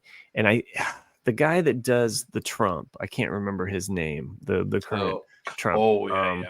He's really good. And anyway, his is Phil Hartman because he's got the martini glass and he's kind of in the nightclub, that kind of classic Phil Hartman like 90s. So anyway, it's worth a watch. It's worth a check out. Especially if you're a fan of the show. I suppose when I think of Phil Hartman SNL, I always think of him just doing Bill Clinton. There's a lot of things we're not going to tell Mrs. Clinton. Well, yeah, right. Well, I remember James Austin Johnson. Thank you, Treast. And that one came true to Well, right. He comes into the McDonald's. He's supposed to be jogging. And he's like, "Well, we're gonna are you gonna finish those fries?" It's just like, I think those are delicious. I think Treast hits Eddie Murphy, Mike Myers, Adam Sandler. As far as popular hits, I would say that the Will Ferrell would be in the Mount Rushmore of people that have gone on to make a lot of money off of. Right. You know what I mean? Like Eddie Murphy, Will Ferrell, like the number of movies that they went on to. Someone in the chat when they were going back, they said Eddie Murphy was overrated. I go, what? Yeah. I go, literally saved the show. I go, Gumby, damn it. I mean, there's so many. Mr. Robinson's Neighborhood. I just happened to I was listening to the Dana Carvey, David Spade, Fly on the Wall podcast, but I was listening to the Jason Sudeikis interview from several months ago, and just happened to pop on while I'm driving home, right? And it's kind of the end of the interview, and it was interesting because Sudeikis was talking about how his dad in the 80s, and this is me, right? This is straight at me. He's like, yeah, my dad would take me to these rated R movies, and we would see them, like Beverly Hills Cop, and it was funny. And he was just like, at that moment, he was like, I wanted to be Eddie Murphy, like that aspect of it's just like, well, I don't know what he's doing, but it's like, I want to be doing what he's doing, and going to see R-rated movies or being exposed to that stuff at a young age, it didn't turn me into a. And the guy that played Taggart passed away this week. He did. Did he? A lot of people died this week. You're right, Nick. A lot of people. Pete Rose died. Yeah. I mean, there's a lot. That didn't get as much press as I thought it would. Yeah. Well, because he went in head first. Sorry, I'm sorry. It was just right there. He hustled into the grave. It was. There was a whistle. Now maybe they can put him in the Hall of Fame, which he deserves. All right, Miami Mike with the numbers here, bringing the stats like in the old days. Three sports guys. Right? Oh. Mike Myers movies gross earnings $4.1 billion. Eddie Murphy $3.8 billion. Will Ferrell $2.6 billion. So. I think that almost should be an asterisk, though. I think for Mike Myers, because that's counting Shrek. No, it counts, man. That's him. Well, Eddie Murphy was in Shrek. Yeah, that's and true. I'd be curious about Adam Sandler, because I feel like he's created a movie empire. But heck yeah, so even if they aren't good all the time. Yeah, I wanted to even go back. If they aren't good, go ahead, Nick. I wanted to go back to just like another good Bill Clinton, because I couldn't remember his name, the actor who played him, but where is it? Daryl Hammond. Yeah. It's like in 98 or 99, roughly. It's towards the end of the Clinton years, but it's one of the ones I always remember because I remember thinking it was hilarious. But he's like, and it's like Bill Clinton's movie reviews or something like that, and he's like, American people, I went to go see this movie called A Perfect Murder. I went with notes. I went with he's thinking about killing Hillary, and like he goes. That movie is neither perfect nor did he get away with murder. Like it's so good. It's like Daryl Hammond was very again. He was the Kenan Thompson because he had the longest. I go. How can you not put him on the list with his Sean Connery and the Jeopardy episodes and he nailed every impression he did. Well, they kept him on for a long time because he was. I mean. Post Dana Carvey, he really kind of was the impression guy, right? So even Bill Hader, like that's what's funny is like how good he is at and you don't think it, like you've seen him. I've seen him on so many talk shows doing impersonations. I'm sure you've seen the one. It's been on a lot last few weeks for him doing Arnold Schwarzenegger. He's like, he goes, I was a runner or an aide or something like that during a Racer or one of his late 90s movies, and he's like, comes up and he's like, where is Steve? He's like, I don't know. I'll go find him. But he's like, yes, we want to pump you up. Yeah, like go do it. Show me your leadership capabilities. It's like Jesus. It's just, but he does it just again. It's the reason I did it was I go, this is a tough list to make, and then people are like, oh, this list is bullshit without Will Ferrell. I'm like going, that's your opinion. I go, give me your list. I go, give me your list. Give me your top 10 list. Miami Mike with the numbers here, $3 billion for Sandler. Excuse me. So if we're keeping track here, we got Mike Myers 1, Eddie Murphy, then Sandler, and then Will Ferrell. So as far as top earners, and Mike Myers is, I mean, we've talked about before. I guess he's hard to work with. So and Chevy Chase. I said, I go. They go, oh, you didn't pick Chevy Chase because you don't like his personality. I go, no. I go, I don't care. I go, Chevy Chase made me laugh. I go, he was only on for one season. He is probably my favorite weekend update person of all time. That's true, Matt Treist. The highest grossing SNL cast member is a huge asterisk. RDJ. Yeah. Robert Downey Jr. Oh, 82 or 83 or whatever. Yeah. I guess he got fired. That was that year that they all the cast was terrible. Right? Oh, terrible. Yeah. I mean, some of them went on to bigger, better things, but they were just not funny. Yeah, well, I would say that is a Ben huge Stiller was on it, right? What? Ben Stiller was on it, right? I don't remember Ben Stiller. I thought he was. But Elaine was. She was part of it. Right. Yeah. Well, that's where she met her husband, Brad Hall. Yeah. One other thing about Will Ferrell, and this is also on Netflix. This whole podcast tonight has been brought to you by Netflix. They should be a fucking sponsor. God damn it. Will and Harper just dropped, which is a documentary movie about Will Ferrell and this other comedic writer from SNL who came out as a woman. So it's a really I haven't finished it yet. I started to watch it with my wife. You keep sleeping through it? No, I got a phone call and got kind of pulled away, and so my wife kind of paused the movie, so we didn't get a chance to finish it yet. But really cool, really, I got up to the kind of the SNL visit and a little bit beyond that, but they're basically on a road trip across America together. So, but worth a watch though if you're interested in such things. So, Matt Tree says Ben Stiller was only on 4 episodes. Mm-hmm. He said it wasn't his format, which was. I can see that. Yeah. Yeah, I didn't think Chevy Chase was going to make that billion mark.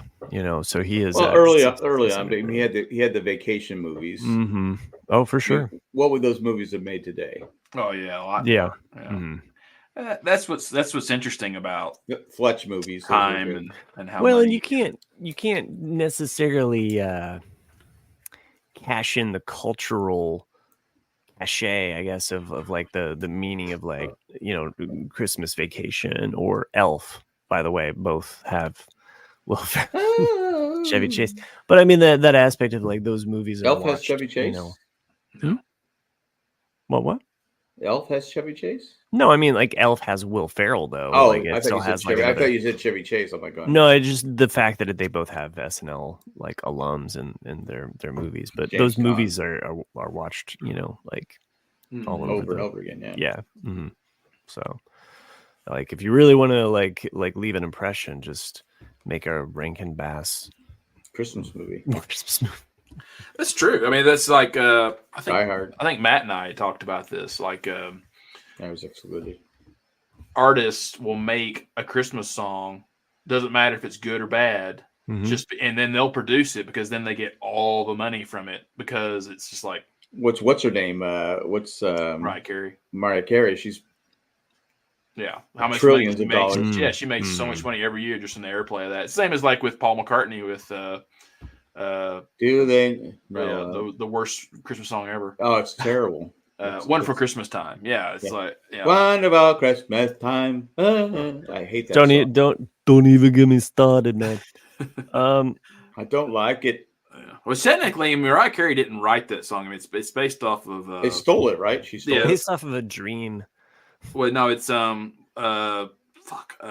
Tom Tom Club. That's what it's, Oh, the Tom Tom Club, yes. Yeah, it's Tom Tom Club song. Yeah, I'm in heaven with my boyfriend. I mean, that song has been ripped off so many times. Sad.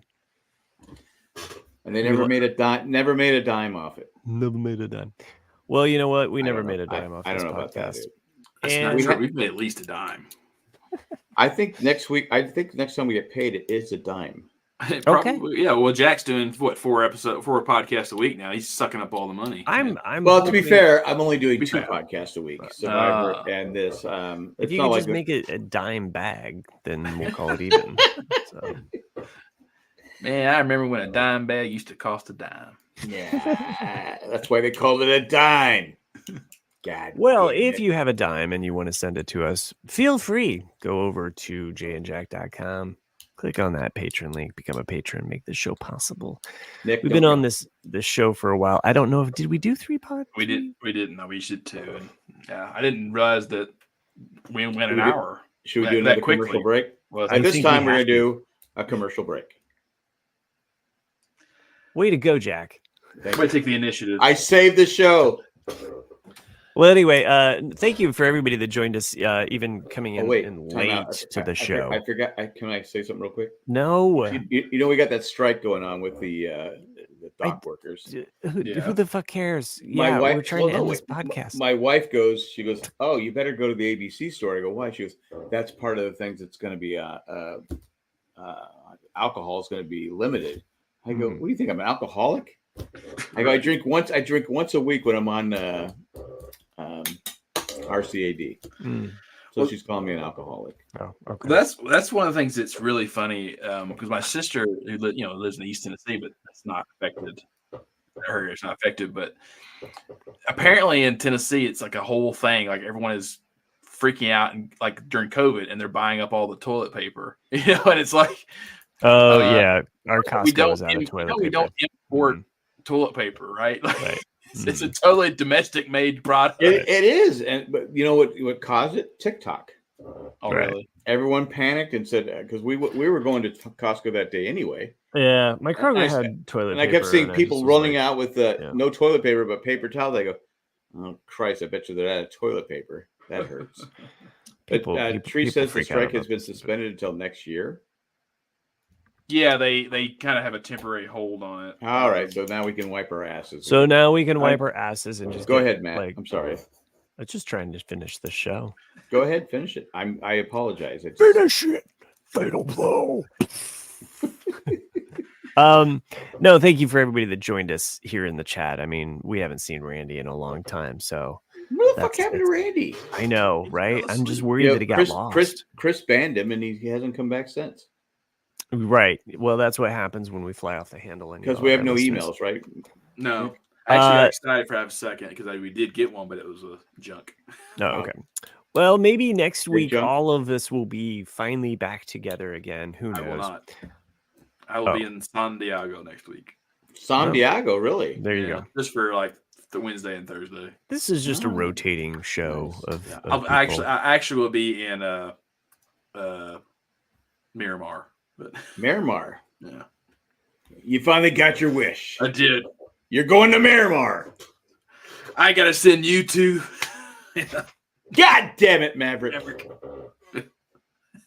So thanks for those that joined us in the chat. Miami Mike, Matt Treese, Sherry, also Sherry. Matt K. So and Jack for not ever singing that song again.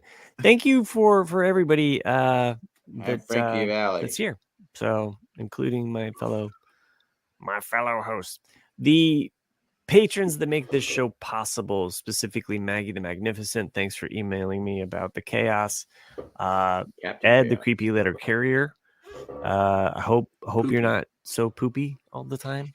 That would be great. All the time. Eckhart, Richter. Thank you for doing what you do. Thanks for making the show possible. And lastly, Joanne with the master plan. P. Diddy?